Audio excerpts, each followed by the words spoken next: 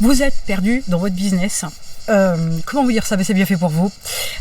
Pourquoi? Parce que en fait, vous avez voulu aller trop vite, vous avez voulu faire trop de choses, et il y a un moment donné, on n'est que des humains, on n'est pas des machines, et à un moment donné, ça ne passe plus. Accessoirement quand même, vous pourriez aussi avoir des résultats qui ne sont pas vraiment à la hauteur de ce que vous voulez, voire même très en dessous de ce que vous aviez prévu au départ.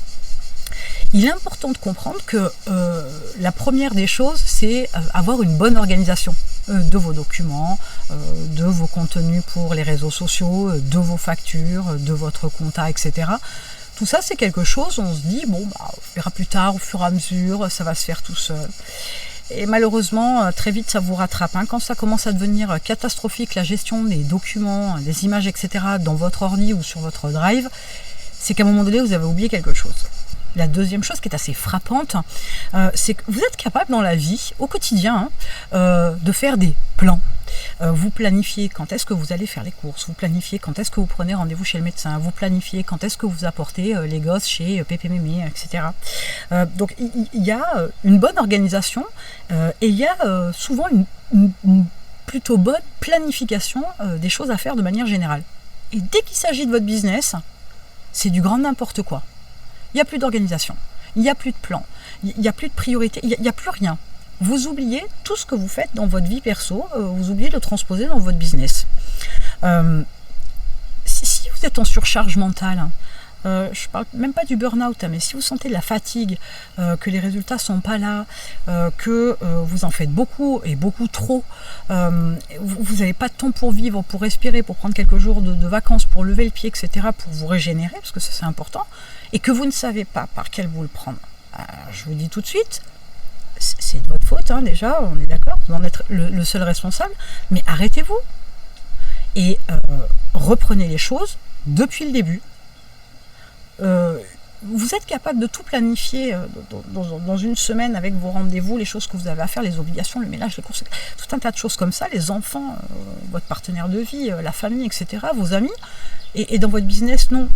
Reprenez depuis le début. Les bases, c'est incontournable.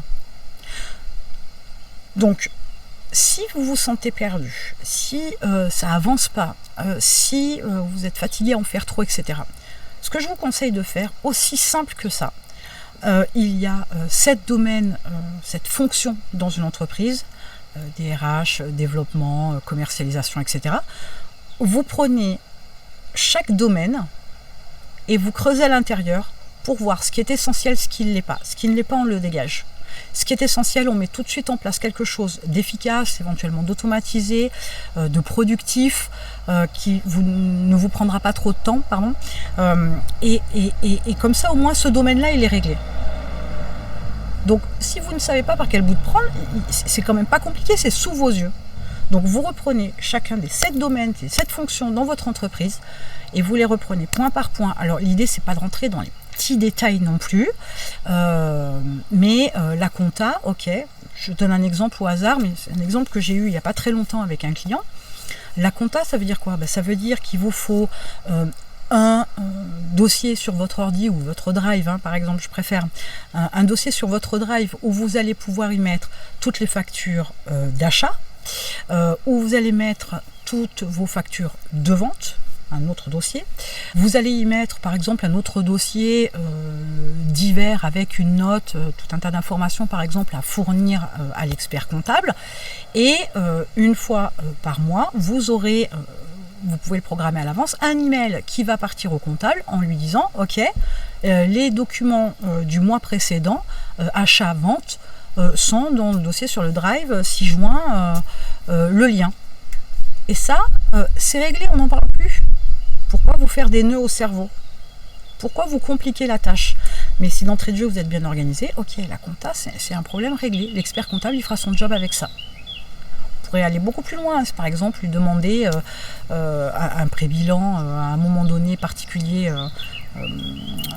dans votre année de travail, votre année fiscale, pas votre année civile, parce que la compta c'est sur l'année fiscale.